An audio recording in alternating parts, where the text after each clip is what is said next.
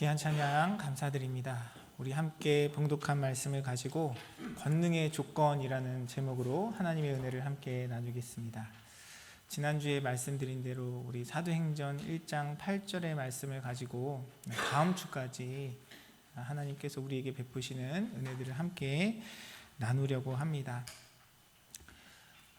여러분 미국 생활을 하신 지 아마 대부분 우리 성도님들 오래되신 분들이 많으실 거라 생각이 듭니다.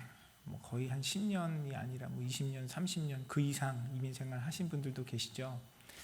우리가 이민 올 때 그런 말이 있습니다. 이민 올 때에 공항에 마중 나오는 사람이 누구냐에 따라서 그 사람의 직업이 결정된다. 이런 이야기들 우리가 가끔 하지 않습니까? 지금은 우리가 많은 정보를 가지고 미국에 오지만 예전에 또 우리 성도님들이 처음 미국에 오실 때에는 이민 올 때 그것을 돕는 사람이 없으면 참 생활하기가 어려웠을 것입니다. 집을 구하는 문제도 그렇고 직장을 잡는 문제, 또 미국에 와서 정착하기 위해 필요한 여러 가지들, 운전면허를 따는 일도 그렇고요, 자동차를 구매하는 일도 그렇고, 특히 우리가 사는 캘리포니아는 자동차가 없으면 아무것도 못 하잖아요. 대중교통을 이용해서 버스를 이용해서 어디를 가고 한다는 것 자체가 어렵기 때문에 처음에 우리를 안내하고 도와주는 분이 어떤 분이냐에 따라서 우리의 삶의 많은 것들이 결정되어집니다. 그렇게 우리 인생에서 어떤 귀한 만남, 중요한 만남들이 있듯이 우리 믿음에서도 우리의 삶 속에 우리에게 경험되어지는 중요한 만남이 있습니다. 그 만남, 여러 가지 만남이 있겠지만 특별히 성경은 오늘 본문에서 우리의 그 만남 중에 성령님과의 만남에 대한 이야기를 하고 있어요. 우리가 연초부터 함께 나누었던 것처럼 하나님께서는 예수님께서 승천하신 이후에 우리에게 그런 특별한 만남이 있을 것을 약속하고 계시는 것을 우리가 지금까지 말씀을 통해 확인해 왔습니다. 하나님의 그 약속, 하나님께서 우리에게 허락하신 만남을 위한 우리의 준비의 모습에 대해서 우리가 함께 나눴는데, 우리가 십자가와 부활, 하나님 나라에 대한 그 말씀 가운데 주님 안에 깨어 있어야 한다는 것을 우리가 함께 나누었고요. 그리고 그 하나님의 약속, 하나님께서 우리에게 허락하신 그 약속 가운데 우리가 권능을 얻는 삶을 살아갈 것이라고 우리가 지난 시간까지 함께 나누었습니다. 그렇다면 우리가 하나님의 약속 가운데 권능을 받는 이 만남은 누구와의 만남입니까?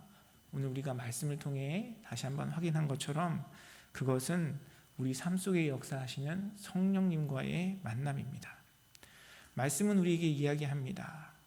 오직 성령이 너희에게 임하시면 너희가 권능을 받고 라고 성경은 우리에게 일깨워주고 있습니다. 오늘 본문에 기록되어 있는 사도행전에 기록되어 있는 그 오순절 성령의 강림 사건은 역사적으로 특별한 사건입니다. 그것이 초대교회의 시작이라고 정의하는 분들도 있고요. 그 이후에 예수님께서 우리에게 약속하신 것처럼 오히려 예수님과 함께 하는 것보다 더 귀하고 복된 만남이 우리의 삶 가운데 경험되어지고, 진정으로 하나님께서 우리의 삶 가운데 찾아오셔서 우리와 함께 하시는 그 성령의 인도하심으로 우리가 더 귀한 것들을 누리고 좋은 것들을 누릴 것이라고 성경은 예수님을 통해서 우리에게 말씀하고 계십니다. 사랑하는 성도 여러분, 여러분 삶 속에, 여러분 삶 가운데 함께 하시는 그 성령님과 만나고 교제하고 그러한 능력을 경험하며 살아가고 계십니까? 사랑하는 성도 여러분, 저와 여러분의 삶 가운데 이 고백에 대한 분명한 믿음과 또 하나님 앞에 드리는 우리의 감사와 찬양이 있기를 간절히 소원합니다. 우리가 이 땅을 살아가면서도 사람들과의 만남, 그 만남이 우리에게 소중하듯이 우리 믿음 안에서 하나님께서 약속하신 이 성령님과의 만남이 분명하지 않으면 우리의 신앙생활은 하나님께서 기뻐하시고 하나님께서 우리에게 예비하신 그 놀라운 축복의 자리에 나아갈 수 없어요. 저와 여러분의 삶 속에 우리가 함께 나누고 있는 것처럼 주님의 그 능력을 힘입고 하나님께서 우리 가운데 역사하시는 그 은혜를 경험하기 위해서는 우리는 성령님을 만나야 하고 그 성령님과의 만남 속에서 온전한 교제를 이루어 가야 하는 것입니다. 오늘 말씀을 통해서 그 성령님과의 만남, 그 성령님과의 교제를 다시 한번 돌아보고 하나님께서 우리에게 능력을 베푸시고 우리에게 약속하신 그 좋은 것 주님 앞에 더욱더 온전히 누리며 살아가시는 사랑하는 성도님들의 삶이 되시기를 주님의 이름으로 축원합니다. 먼저 오늘 본문과 관련해서 우리가 성령님이 어떤 분이신가 먼저 좀 살펴보기를 원하는데요. 성경은 우리에게 성령님에 대해서 어떻게 이야기하십니까? 많은 다양한 이야기들이 있지만 간단하게 이야기하면 성령님은 우리와 함께 하시며 우리 가운데 역사하시는 하나님이라는 사실에 대해서 이야기합니다. 그리고 성령님에 대해서 성경은 그 별칭이 여러 가지가 있는데 그 중에 하나 보혜사, 우리를 도우시는 분, 우리를 변호하시는 분이다라고 성경은 이야기하고 있습니다. 여러분, 정말 내 삶 속에 이 천지만물의 주관자이신 하나님께서 나와 함께 하시고 내 삶 속에서 역사하시고 능력을 행하시고 또한 그것을 내가 온전히 누리며 살아간다면 우리의 인생이 얼마나 복되고 아름다운 인생이 되겠습니까? 사랑하는 성도 여러분, 여러분의 마음과 심령 가운데 그 성령님에 대한 간절한 사모함과 그분과 친밀한 교제 가운데 우리 주님께서 베푸시는 놀라운 능력을 정말 여러분의 매일의 삶을 통해서 하나님과의 관계 가운데 누리시는 복된 삶을 살아가시는 우리 성도님들의 삶이 되시기를 주님의 이름으로 축원합니다. 사실 오늘 이 예배 시간에 이 성령님에 대해서 다 이야기하자면 불가능할 것 같아요. 아니 오늘 하루 종일 이야기해도 모자랄 것입니다. 근데 이 성령님과 관련해서 제가 여러분과 꼭 나누고 싶은 또 성령님에 대해서 성경이 우리에게 중요하게 이야기하고 있는 몇 가지 사실에 대해서 우리가 좀 함께 나누기를 원합니다. 먼저 이 성령님에 대해서 우리가 기억할 것은 무엇이냐면 성령님의 역사하심이 없이는 성령님과 만남이 없이는 우리에게 믿음도 없다는 사실을 성경은 우리에게 분명히 밝혀주고 있습니다. 요한복음 16장 7절과 8절 말씀에 보면 예수님께서 이렇게 말씀하셨어요. 그러나 내가 너희에게 실상을 말하노니 내가 떠나가는 것이 너희에게 유익이라. 내가 떠나가지 아니하면 보혜사가 너희에게로 오시지 아니할 것이요 가면 내가 그를 너희에게로 보내리니 그가 와서 죄에 대하여 의에 대하여 심판에 대하여 세상을 책망하시리라 라고 성경은 이야기하고 있습니다. 성령님께서 우리 가운데 행하시는 많은 일들이 있는데 그 중에 가장 중요한 일 중에 하나가 무엇이냐면 우리로 하여금 주님 앞에 내가 죄인이라는 사실을 깨닫고 하나님의 의가 무엇인지 깨닫고 또한 주님의 심판에 대해서 깨닫게 되는 것입니다. 우리가 이러한 고백과 하나님 앞에 이러한 과정을 거치지 않으면 나를 위해서 십자가 지신 예수 그리스도의 은혜와 사랑이 무엇인지 깨달을 수 없어요. 우리는 예수님에 대해서 늘 고백하고 찬양하고 오늘 우리 찬양대도 하나님 앞에 고백한 것처럼 죄에서 자유를 얻게 되는 것이 보혈의 능력인데 내가 죄가 무엇인지 모르면 그것을 누릴 수가 없잖아요. 내가 죄가 무엇인지 모르는데 죄에서 자유함이 어떤 것인지 어찌 알 수 있겠습니까?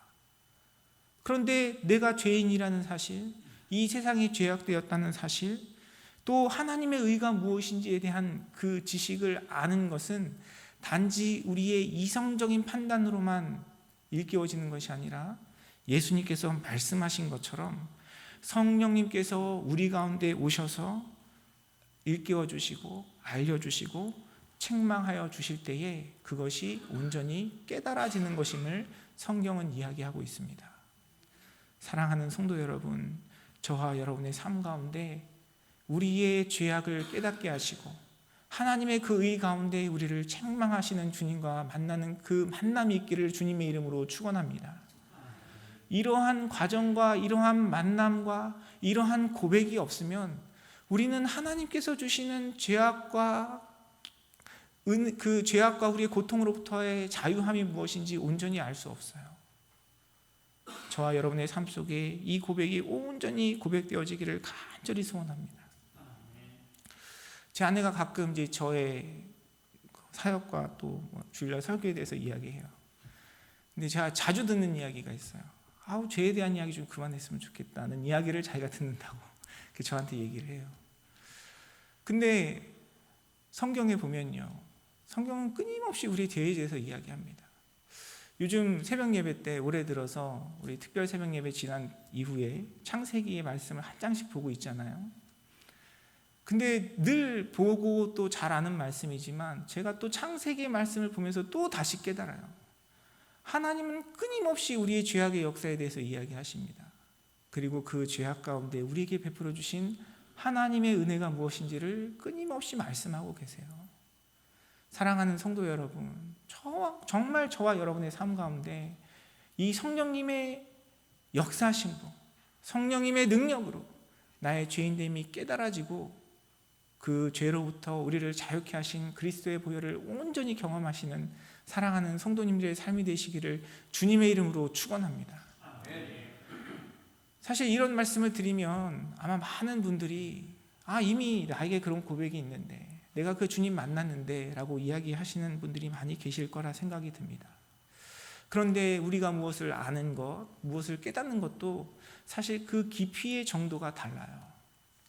제가 처음에 미국에 유학 와서 아내와 이제 유학 생활을 시작하면서 저희 이웃에 혼자 먼저 이렇게 오신 목사님이 계셔가지고 좀 도와드린 일이 있습니다.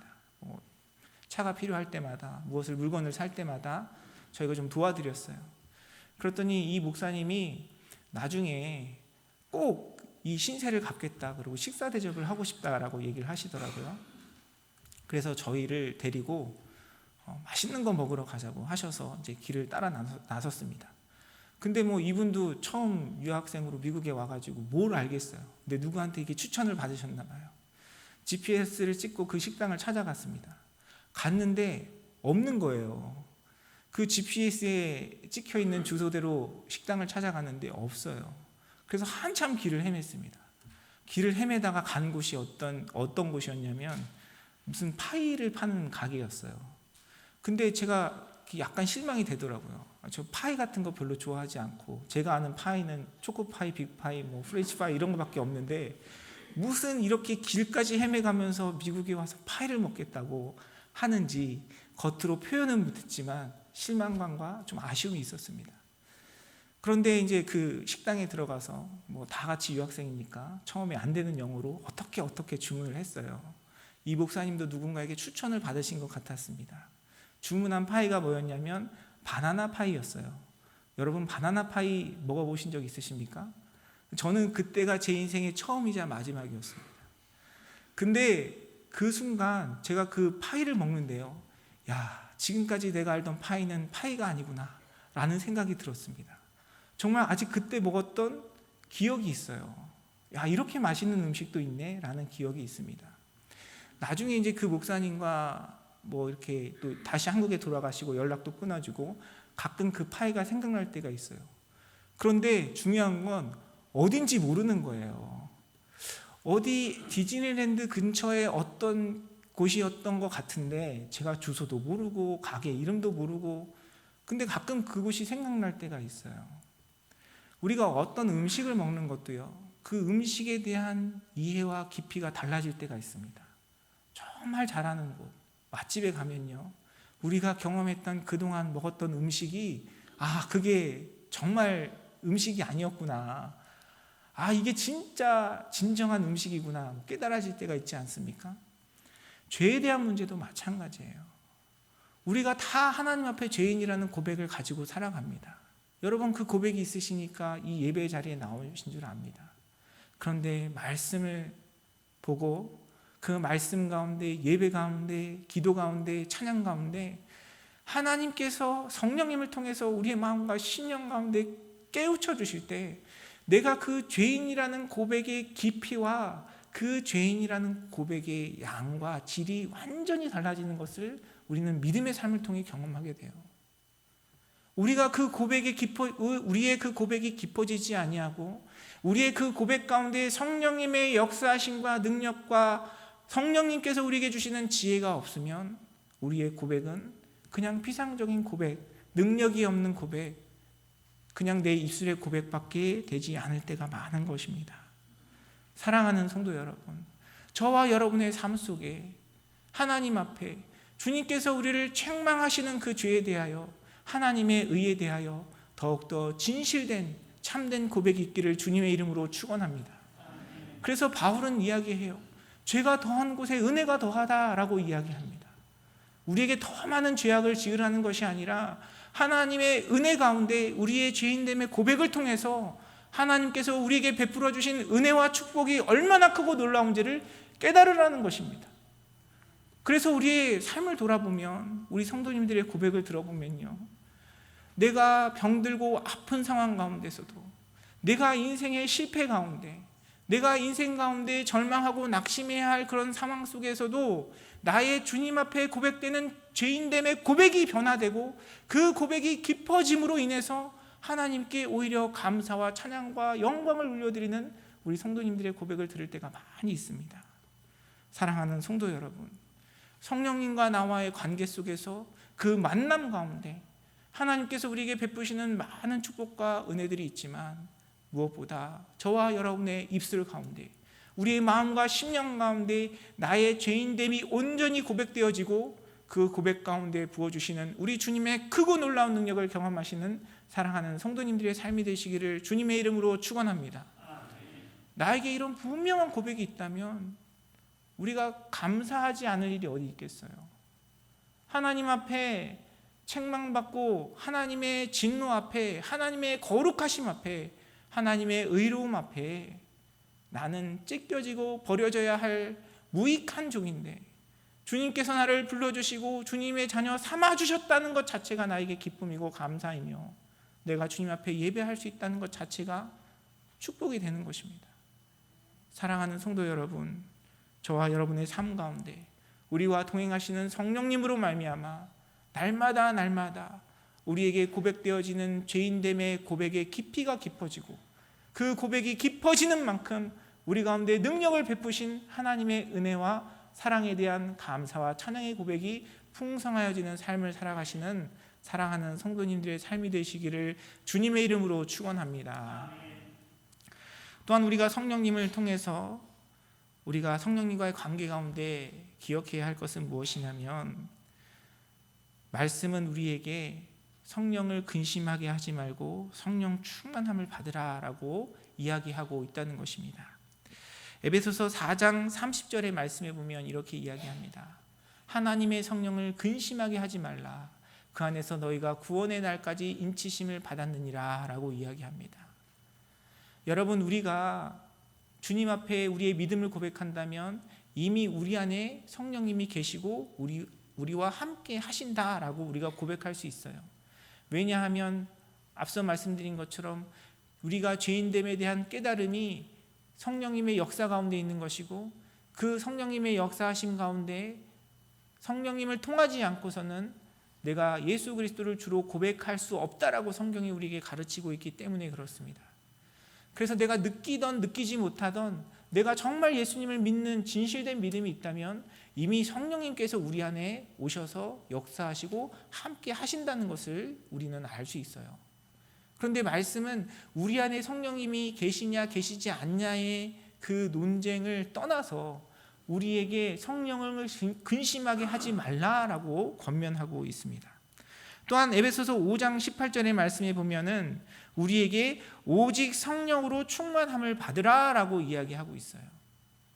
성령님이 우리 안에 계셔서 역사하셔서 우리에게 예수 그리스도에 대한 믿음의 고백이 있지만, 우리가 성령님과 어떤 관계를 맺고 살아가느냐에 따라서 그 성령님을 근심하게 할 수도 있고, 성령의 충만함을 통해서 성령님의 능력을 경험하는 삶을 살아갈 수 있다라고 성경은 이야기하고 있는 것입니다.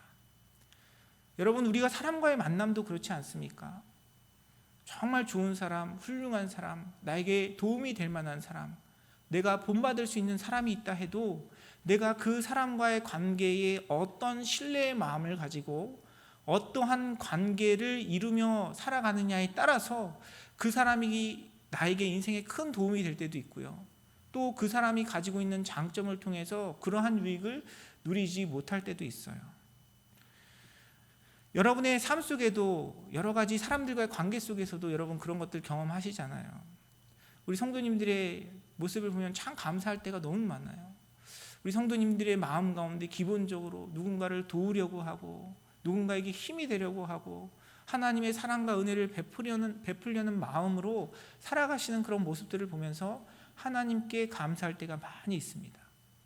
그런데 그런 마음으로 누군가에게 다가가도 그 사람이 나의 도움을 원치 않고 그 사람이 나를 신뢰하지 않고 오히려 그러한 것들을 불편해한다면 도와주고 싶어도 도와줄 수 없잖아요. 성령님과의 관계도 마찬가지입니다. 성령님께서 우리의 삶 가운데 이미 함께 하여 주시고 우리를 도와주시기 원하시고 하나님이 약속하신 대로 우리에게 능력을 부어주셔서 하나님의 살아계심을 나타내고자 하시는데 우리가 그 성령님 존중하지 않고 신뢰하지 않고 그 성령님을 따르지 아니하고 갈망하지도 않는다면 그 성령님은 에베소서의 말씀에서 경고하고 있는 것처럼 우리 안에 근심하고 계시는 것이에요. 성령님께서 우리의 삶 가운데 역사하시고 함께 하심을 누리기 위해서는 우리가 성령님께 그분을 신뢰하고 그분을 인정하며 하나님 베푸시는 은혜와 사랑 가운데 하나님을 바라보는 삶을 살아가야 하는 것입니다. 사랑하는 성도 여러분, 하나님과의 관계 속에서 그 하나님을 온전히 바라보는 여러분의 삶이 되시기를 주님의 이름으로 축원합니다. 죄송합니다. 제 핸드폰 좀 알람 꺼주세요. 죄송합니다. 네, 지금 왜 이 시간에 맞춰져 있는지 모르겠는데 네, 죄송합니다. 사랑하는 성도 여러분, 저와 여러분의 삶 속에 성령님이 함께 하시고요. 성령님께서 우리를 돕기를 원하세요. 그러나 우리가 주님을 바라보면서 그 성령님과의 관계를 잘 이뤄가고 그분을 인정하고 그분의 충만하심과 역사하심을 간절히 바라며 소망할 때 하나님께서는 진정으로 우리의 삶 가운데 찾아오셔서 주님의 놀라운 능력과 은혜를 행하시는 것입니다. 여러분 마음 가운데 진심으로 그 성령의 충만함을 사모하고 또한 그 성령님의 관계 가운데 살아가시는 사랑하는 성도님들의 삶이 되시기를 주님의 이름으로 축원합니다. 여러분은 지금 그 성령님과 어떠한 관계를 맺어가고 계십니까? 여러분 정말 그 성령님의 충만함을 사모하며 성령님을 인정하고 성령님을 존중하고 성령님께서 여러분의 삶 가운데 베푸실 능력을 기대하며 소망하며 살아가십니까? 우리의 마음을 돌아보기를 원해요. 내가 예수님 믿는다 하면서 내가 예수님을 사랑한다 하면서 주님의 역사하심과 능력을 기대한다고 하면서 내가 그 성령님의 역사하심과 능력에 무관심하고 내 눈에 보이는 내 머릿속에 드는 그 생각과 우리의 마음에 쫓겨 살아가는 삶을 살아간다면 우리는 결코 성령님의 능력을 경험하는 삶을 살아갈 수 없는 것입니다. 사랑하는 성도 여러분, 저와 여러분의 삶을 통하여 역사하시고 능력을 베푸시기 원하시는 하나님의 약속과 부르심 가운데 그 성령님을 사모하며 성령의 충만함을 경험하며 하나님의 능력을 경험하는 복된 삶을 살아가시는 사랑하는 성도님들의 삶이 되시기를 주님의 이름으로 축원합니다. 그렇다면 우리가 어떻게 하나님과의 관계 속에서 우리 가운데 역사하시는 성령의 충만함을 경험하며 살아갈 수 있겠습니까? 성경은 우리에게 여러 가지 많은 이야기를 합니다. 제가 지난주에는 기도에 대한 말씀들을 드렸어요. 오늘은 우리가 함께 살펴본 에베소서 5장의 말씀을 통해서 성령의 충만함을 이루는 삶이 어떤 삶인지 함께 좀 생각해 보기를 원합니다. 에베소서 5장 19절에서 21절 말씀, 우리가 앞서 읽었던 성령의 충만함을 받으라는 그 말씀 뒤에 있는 말씀에 보면 이렇게 기록되어 있어요. 시와 찬송과 신령한 노래들로 서로 화답하며 너희의 마음으로 주께 노래하며 찬송하며 범사의 우리 주 예수 그리스도의 이름으로 항상 아버지 하나님께 감사하며 그리스도를 경외함으로 피차 복종하라라고 성경은 우리에게 이야기하고 있습니다. 성령 충만한 삶을 살아가는 사람의 모습이기도 하고요. 성령 충만한 삶을 살아가기 위해서 우리가 주님 앞에 가져야 할 우리의 마음이기도 한 것입니다. 에베소서 5장의 말씀은 먼저 우리에게 무엇이라고 이야기합니까? 하나님께 찬양과 감사의 삶을 살아가야 한다라고 이야기합니다. 시와 찬송과 신령한 노래들로 서로 화답하며 너희의 마음으로 주께 노래하며 찬송하며 범사에 우리 주 예수 그리스도의 이름으로 항상 아버지 하나님께 감사하라고 말씀은 우리에게 권면하고 있는 것입니다. 사랑하는 성도 여러분, 저와 여러분의 삶 속에 주님께 감사하고 주님을 찬양하는 삶을 이루어가길 간절히 소원합니다. 주님을 찬양하고 감사하는 삶 가운데 성령의 충만함이 있고요, 성령님께서 그런 마음 가운데 역사하세요. 그런데 찬양하는 것, 우리 예배 때 항상 찬양하잖아요. 우리 찬양대도 늘 열심히 준비하셔서 아름다운 찬양으로 하나님께 영광 올려드립니다. 근데 에베소서 5장의 말씀을 보니까 그 찬양을 어떻게 하라고 우리에게 이야기합니까?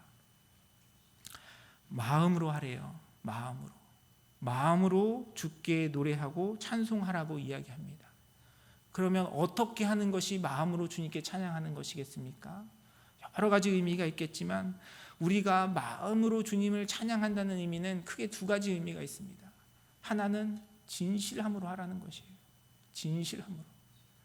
내가 어렵고 힘든데 하나님 찬양하라 했으니까, 감사하라 했으니까 억지로 쥐어짜서 그래 좋게 생각하자, 그래도 하나님 역사하시겠지, 막연한 마음으로 하는 것이 아니고요, 정말 내 마음 가운데 역사하시는 하나님을 바라봄으로 진실함으로 주님을 찬양하는 것이에요.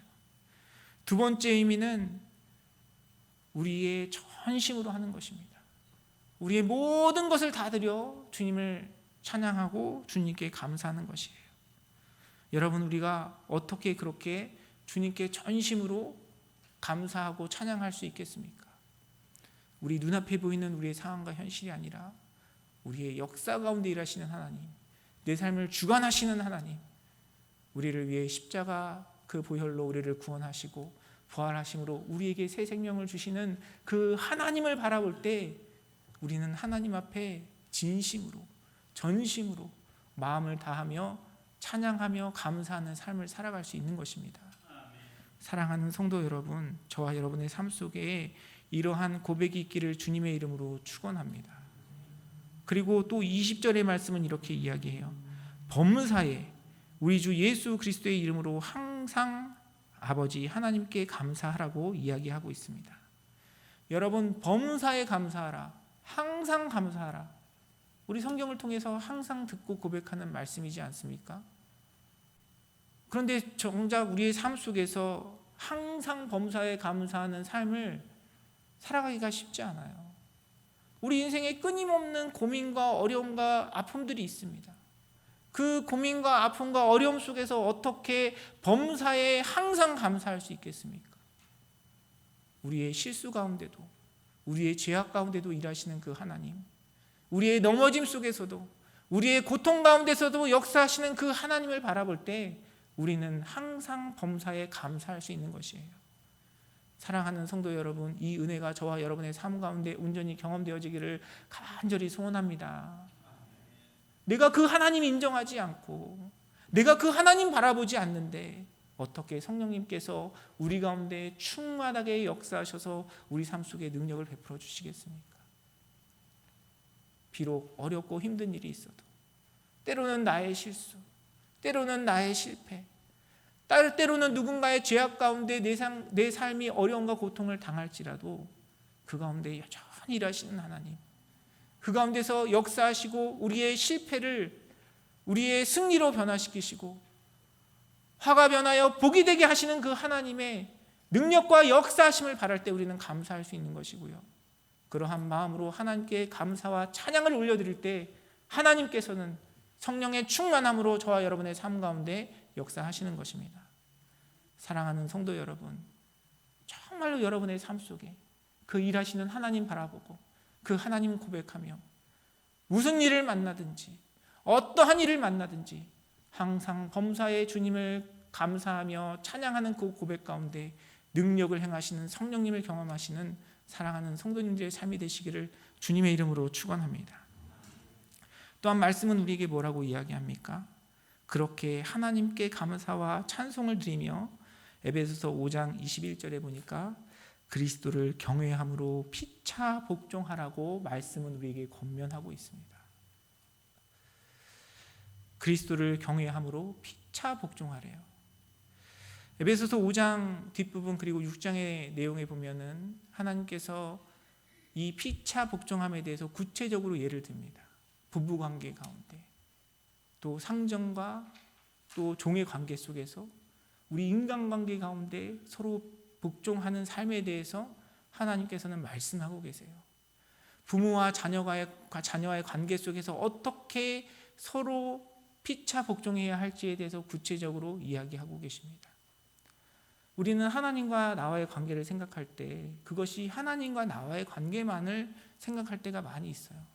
그러나 성경은 결코 하나님과의 나와의 관계가 결코 하나님과 나만의 관계가 아니라 하나님께서 우리에게 이 땅에 허락하신 모든 삶의 영역에서 사람들과의 관계 가운데도 영향이 있다라는 것을 말씀은 이야기하고 있습니다. 내가 누군가에게 복종하고 누군가를 사랑하고 누군가를 이해하는 것, 여러분 어떻게 그것이 가능합니까? 같이 평생을 함께 살아온 부부도 또 가족들도 형제들도 사실 같은 마음으로 함께 어떤 생각을 가지고 일을 하는 것 결코 쉬운 일이 아니에요. 그런데 하나님께서 허락하신 그 모든 관계 속에서 어떻게 우리가 피차 복종하는 삶을 살아갈 수 있겠습니까? 앞에서 이야기한 것처럼 내 인생 가운데 역사하시고 우리의 실패와 실수 가운데도 일하시는 그 하나님을 인정하고 하나님을 찬양하고 감사할 때 우리는 피차 복종하는 삶을 살아갈 수 있고요. 그 피차 복종하는 삶과 마음 가운데 내가 내 삶을 통해서 하나님을 인정할 때 성령님께서 저와 여러분의 삶 가운데 역사하시는 것입니다. 사랑하는 성도 여러분, 나의 마음 가운데 누군가를 향한 미워하는 마음이 있고 나의 마음 가운데 누군가를 향한 정죄하며 판단하는 마음이 여전히 내 마음에 자리 잡고 있고 그 마음이 내 생각과 내 태도와 내 말을 지배하고 있는데 어떻게 그 가운데 성령님께서 역사하실 수 있겠어요? 오늘 우리에게 주신 말씀 가운데 우리의 삶을 돌아보기를 원합니다. 정말 나의 마음이, 나의 생각이, 나의 삶이 성령님의 충만함을 사모하고 그분이 우리의 삶 가운데 오셔서 역사하시기를 간절히 소원하고 그분이 일하실 수 있도록 우리의 마음을 준비하며 살아가고 있는지 우리의 마음을 돌아보는 이 시간 되기를 간절히 소원합니다. 하나님께서는 좋은 그릇, 멋있는 그릇을 원하지 않으세요. 주님은 깨끗한 그릇을 원하십니다.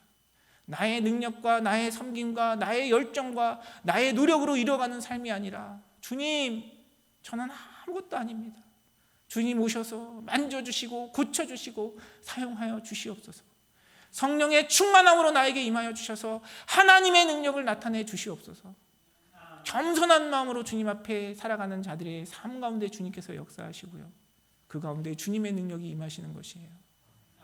사랑하는 성도 여러분, 저와 여러분의 마음 가운데, 우리의 삶 가운데, 우리의 언행 가운데, 우리의 관계 가운데 이러한 고백이 진실된 마음으로 고백되어지기를 간절히 소원합니다. 그래서 오늘 말씀이 우리에게 약속하신 것처럼 성령이 우리에게 임하시면 우리가 권능을 받고 주님께서 저와 여러분의 삶 가운데 맡겨주신 그 일들을 온전히 감당하며 나의 힘과 능력이 아니라 정말 주님의 능력으로 성령의 역사하심으로 하나님께서 우리의 인생과 우리의 가정과 또한 우리의 믿음의 공동체 가운데 허락하시는 놀라운 축복과 은혜를 경험하시는 사랑하는 성도님들의 삶이 되시기를 주님의 이름으로 축원합니다. 기도하겠습니다.